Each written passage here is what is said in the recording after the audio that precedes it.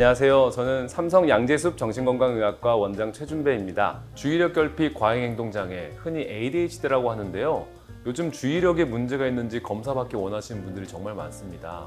오늘은 여러분께서 궁금해하실 만한 내용을 풀어드리겠습니다.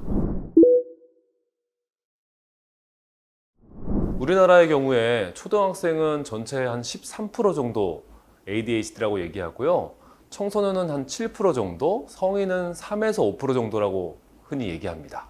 그런데 특히 성인 ADHD 같은 경우에는 최근에 진단이 늘고 있기 때문에 유병률이 더 높아질 것으로 보입니다.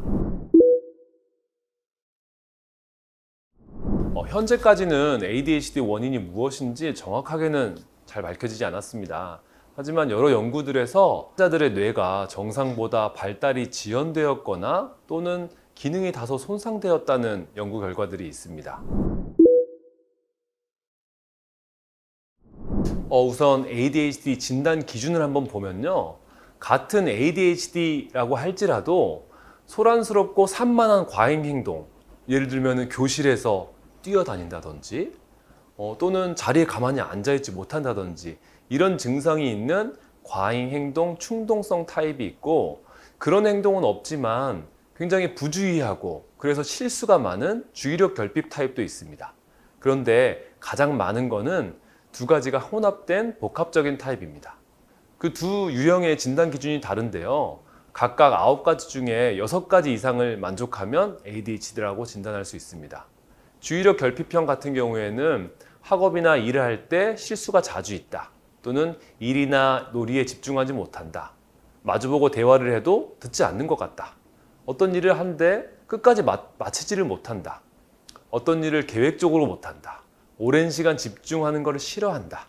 물건을 자주 잃어버린다. 상관없는 자극에 쉽게 산만해진다. 일상적인 일을 자주 잊어버린다. 이런 항목이 있습니다.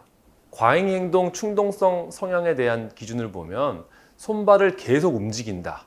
부적절한 시간에 자리를 뜬다. 부적절하게 뛰어다니거나 기어오른다. 조용하게 있지 못한다. 마치 모터가 달린 것처럼 쉴 새 없이 움직인다. 말을 너무 많이 한다. 질문이 끝나기 전에 대답한다. 차례를 기다리지 못한다. 다른 사람을 자꾸 방해하고 끼어든다. 이런 항목이 있습니다. 사실 ADHD 진단 기준이 아이들에게 초점이 맞춰져 있기 때문에 성인에는 맞지 않는 경우가 많습니다. 예를 들면 성인은 학교를 다니지 않잖아요. 그래서 아동기 ADHD를 증상을 진단하는 문항들이 성인에서는 해당하지 않는 경우들이 많습니다. 성인에서는 좀 다른 형태로 과잉 행동이나 충동성을 보일 수 있는데요. 예를 들면은 대화를 하는데 자꾸 상대방의 말을 중간에 끊거나, 전화 통화를 한다면은 아직 말이 끝나지 않았는데 자기 말만 하고 먼저 끊어버리는 경우가 있습니다. 또는 운전할 때 아주 쉽게 흥분을 해서 욕설을 하신다든지 좀 난폭하게 운전을 하셔서 교통사고도 많이 내는 편입니다. 그리고 끈기가 부족하고 충동적이어서 이직을 하는 경우도 많이 있습니다. 일이나 공부에는 집중이 안 되지만 반대로 좀 자극적이고 흥분이 되는 거에는 너무 빠져들어서 게임 중독에 빠지거나 쇼핑 중독, 알코올 중독도 더 잘 걸리는 편입니다. 이 과잉행동 충동성에 비해서 주의력 결핍으로 인한 증상은 성인이 되어서도 지속되는 경향이 있습니다. 예를 들면 회사원 같은 경우에는 약속된 업무 기한을 못 지키시는 거죠.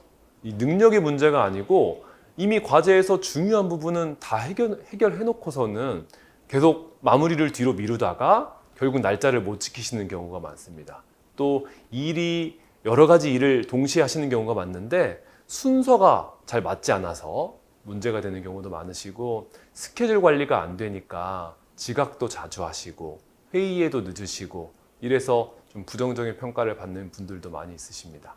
회의 시간에는 자꾸 움직이고 싶고 중간에 끼어들고 싶고 하는 거를 참느라고 정작에 회의 내용에는 집중을 못 하셔서 기억이 잘 안 나는 경우가 많습니다. 또 상사가 지시를 몇 가지 하면 꼭 그 중에 한두 개를 잊어버려서 상사에게는 좀 불성실한 사람으로 오해받기도 하시고요.